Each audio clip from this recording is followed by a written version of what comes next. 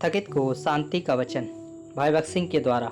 मई 7। तुम्हारे बीच में जो पराये देवता हैं उन्हें निकाल फेंको और अपने अपने को शुद्ध करो और अपने वस्त्र बदल डालो। उत्पत्ति 35 अध्याय का 2 पद। बेतेल का अर्थ है परमेश्वर का भवन, परंतु याकूब के लिए यह केवल एक स्थान था और कुछ नहीं। निसंदेह याकूब इस स्थान का बड़ा आदर करता था, क्योंकि जब वह अपने घर से और अपने भाई एसाव के पास से भाग रहा था तब परमेश्वर ने वहीं उसे दर्शन दिया था।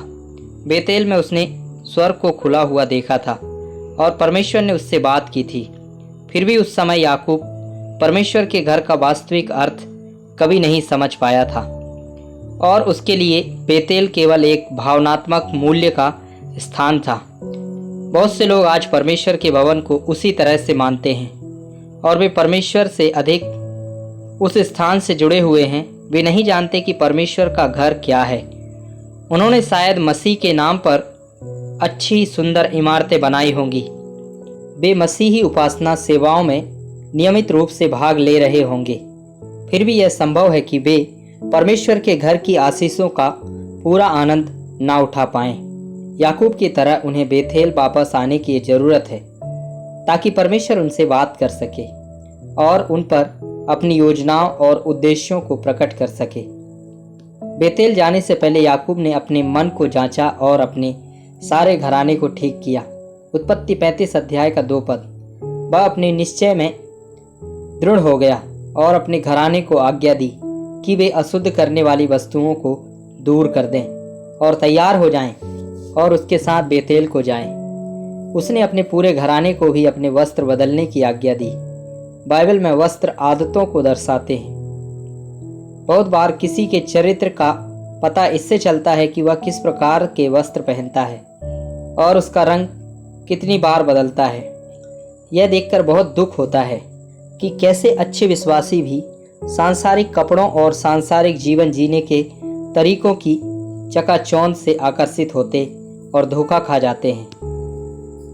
धीरे धीरे वे ऐसी आदतें और साहचर्य बना लेते हैं जो उनके मन और जीवन में अंधकार ले आते हैं। जैसे याकूब ने अपने घर को शुद्ध किया, वैसे ही हमें भी सारी सांसारिक प्रथाओं और मित्रता को त्याग कर अपनी बातचीत में भी पवित्र होना चाहिए। हमें बताया गया है कि याकूब ने शकेम में एक बांज वृक्ष के नीचे पराये देवताओं और अन्य अशुद्ध वस्तुओं को गाड़ दिया। उसी तरह हमारी सभी पुरानी आदतें और तरीके मसीह के साथ उसकी मृत्यु और गाड़े जाने में हमारे जुड़ जाने से दफन हो जाने चाहिए। बांज के पेड़ के नीचे सारे अपमानजनक और अशुद्ध वस्तुओं को गाड़ने के बाद ही याकूब बेतेल लौट सका। तब वह पूरी तरह से समझने लगा कि परमेश्वर ने उसे बेतेल जाने के लिए क्यों कहा था।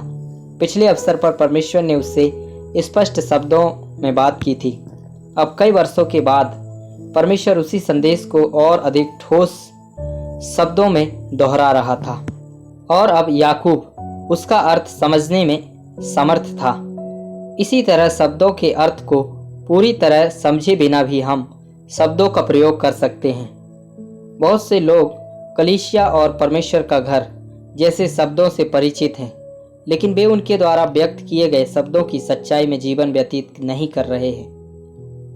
इसलिए कृपया सुनिश्चित करें कि आप केवल शब्दों और वाक्यांशों को दोहरा नहीं रहे हैं, बल्कि आत्मिक वास्तविकताओं के मूल्य में जी रहे हैं। क्या आप वास्तव में कह सकते हैं कि आप बेथेल का हिस्सा बन गए हैं, जो कि परमेश्वर का घर है, या शायद आपके जीवन में कोई पराये देवता है जो आपके आत्मिक विकास में बाधा बन रहा है?